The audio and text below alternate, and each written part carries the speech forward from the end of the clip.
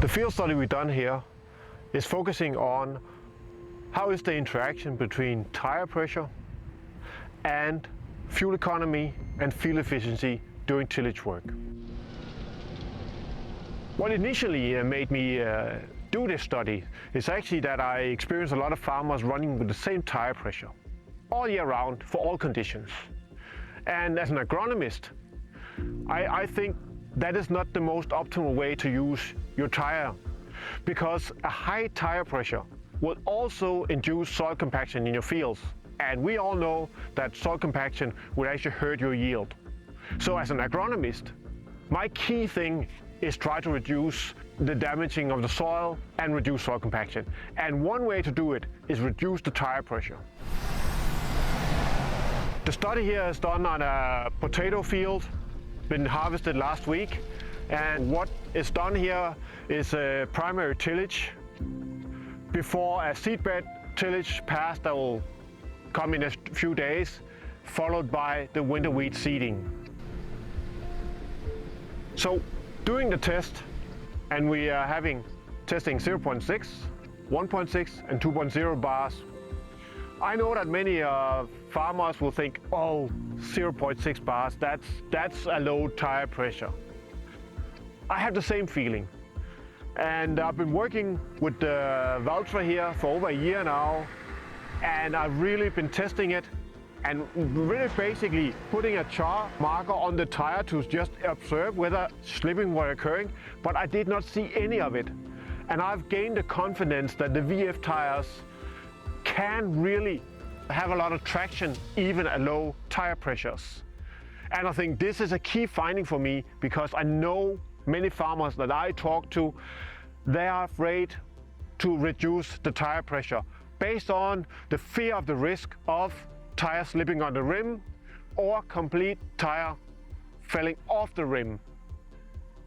I know that the farmers, especially when they are reducing the inflation pressure of the tire, they have some concern, some fears.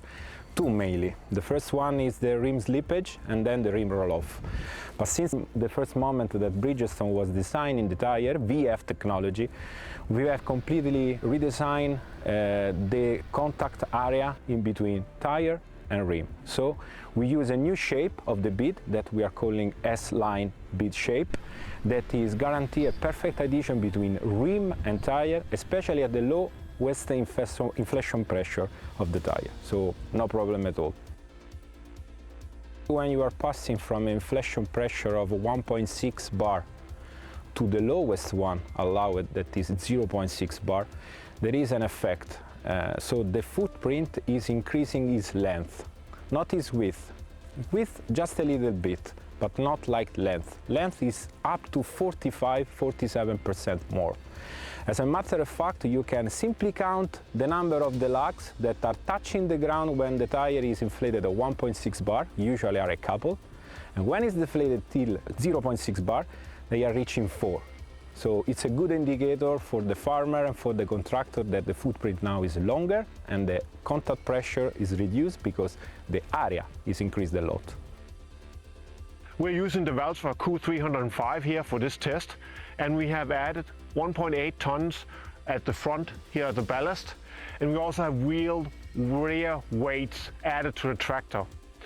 That way we can create a static ballasting of roughly 50–50% weight distribution between front and rear, and then as we move into the dynamic pull during the study, we see a weight transfer from the front to the rear, so that we are operating under the ideal 40% weight on the front and 60% on the rear axle, which is the ideal for tillage pulling.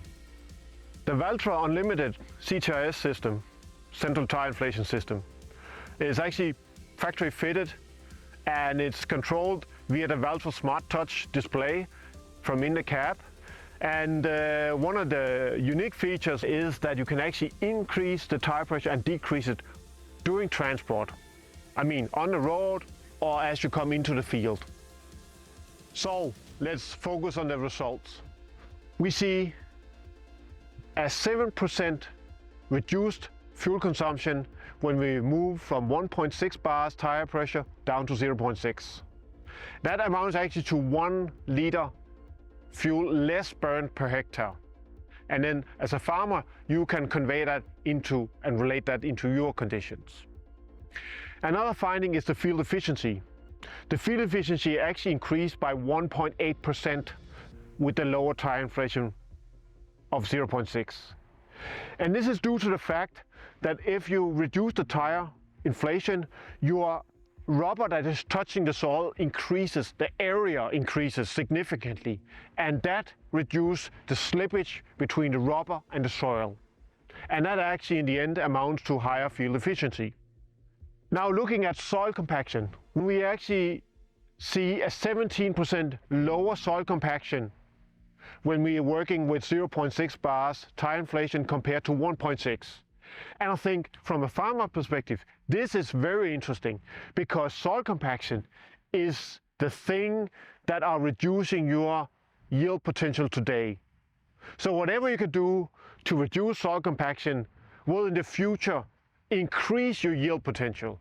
And your yield potential is what you're going to live off into the future.